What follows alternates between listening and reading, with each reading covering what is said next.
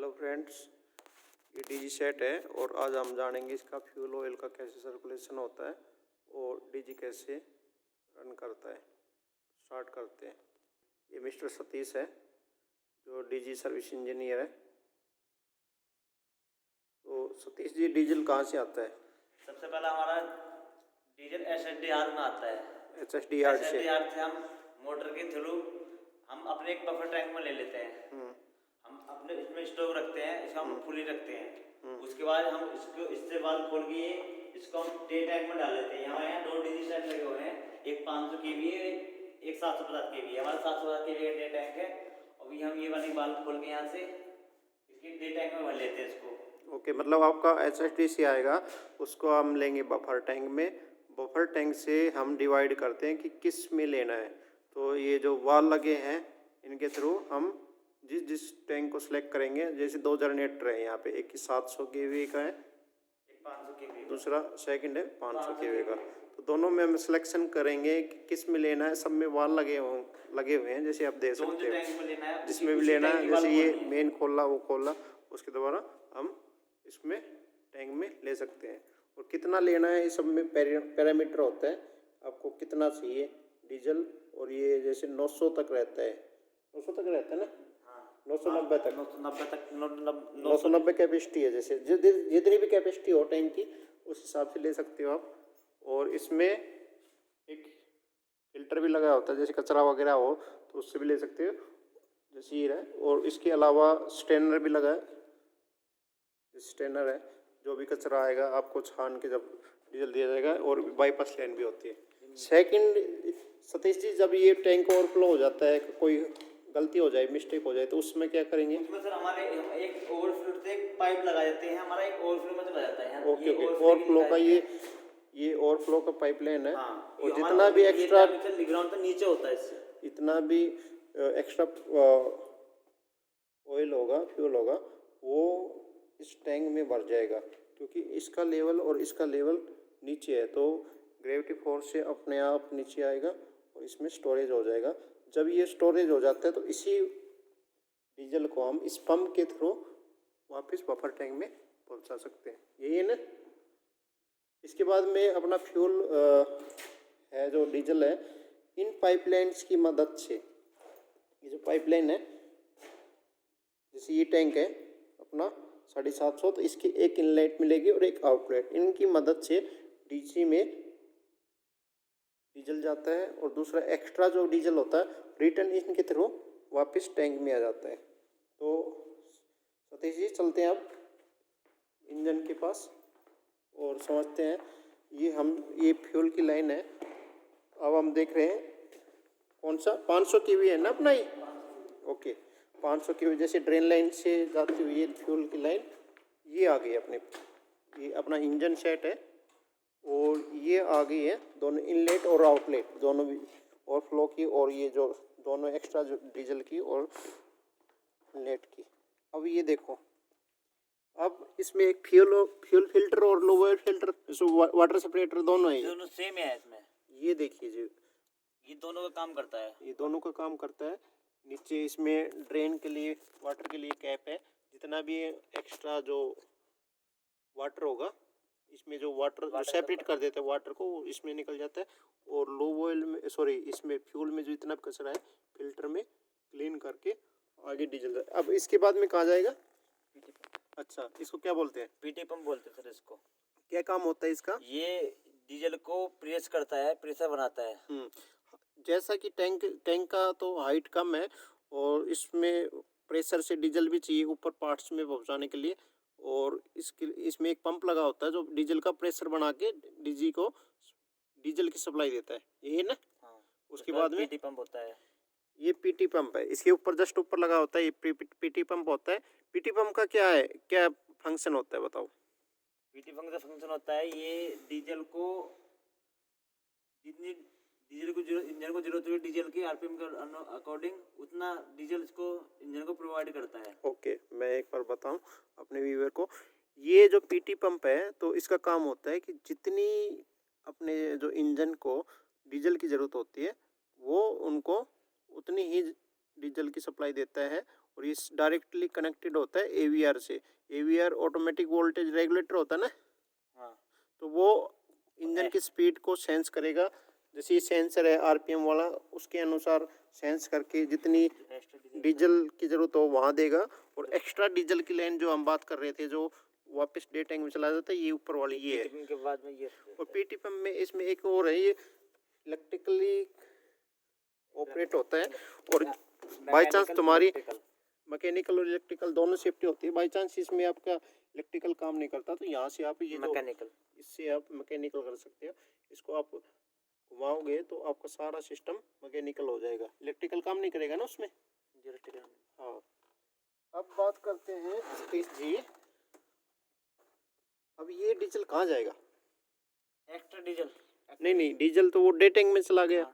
अब जो ये यहाँ से PT पंप से निकल गया, PT पंप से निकला तो ये सिलेंडर के अंदर चला जाएगा सर। अच्छा, सिलेंडर, तो सिलेंडर कहाँ है दिखाओगे?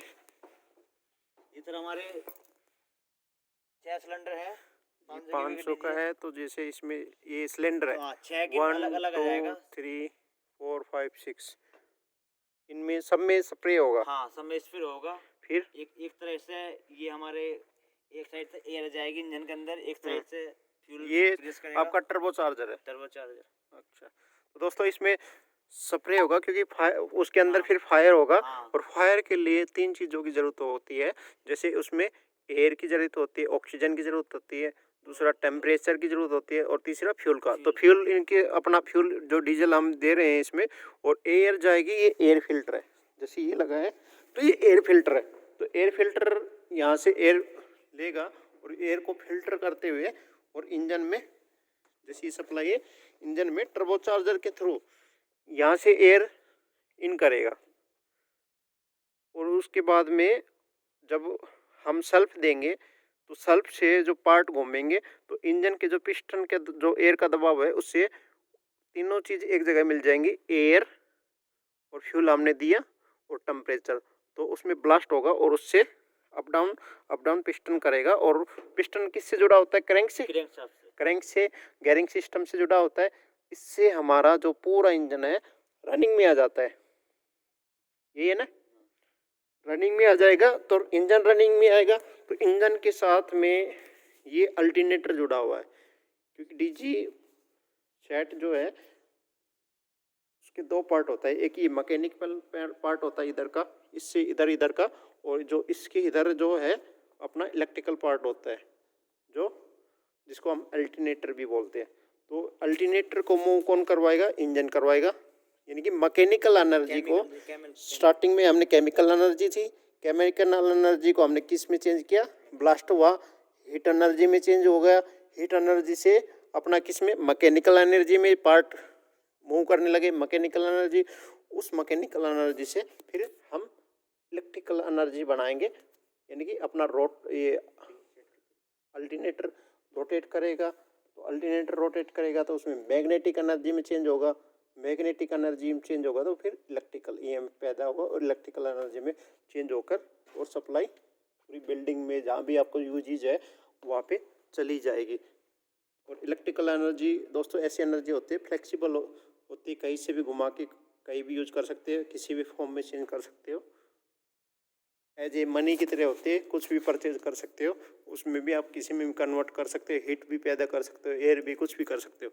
और ये सब इनका जो कंट्रोलिंग है उसका जो इनका कंट्रोल बोर्ड है, यहाँ से हम इसको ऑन ऑफ कर सकते हैं, इसको ऑन ऑफ कर सकते हैं, ऑटो में डाल सकते हैं। इसमें स्विच ऑफ है, रन है, रन में डालोगे ऑटो में हो जाएगा, और क्रैक लोगे तो स्टार्ट हो जाएगी। यहाँ पे ये आइडल स्पीड है। आइडल स्पीड कितनी होनी चाहिए? आइडल स्पीड होनी चाहिए 940 से 1030। तो 940 से 1030 होनी चाहिए। और रनिंग होनी है 1430 से 1500, 1480 से 1530, 1530 तक इसकी जो रनिंग स्पीड होती है। तो ये हमने समझ लिया इसका फ्यूल का और इसका स्टार्टिंग सर्कुलेशन। अब बात करते हैं लूब ऑयल। ये जो फिल्टर लगे हैं ये लूब ऑयल फिल्टर के हैं। इंजन को चलने के लिए लुब्रिकेशन की ज़रूरत होती है, और लुब्रिकेशन तभी होता है जब उसमें मोबिल या ऑयली कोई चीज़ हो। तो ये अपना लूब ऑयल है। तो ऑयल क्या करता है? उसमें लुब्रिकेशन करता है सभी पार्टों में। ये देखो पाइपलाइन है, ये सभी पार्टों में गई हुई है। ये एक्स्ट्रा जो इसमें एयर वगैरह बन जाते हैं तो एक्स्ट्रा के लिए एक पाइप निकाला गया है और ये सारा जितने भी पार्ट हैं उनमें सर्कुलेट करता है लूब ऑयल।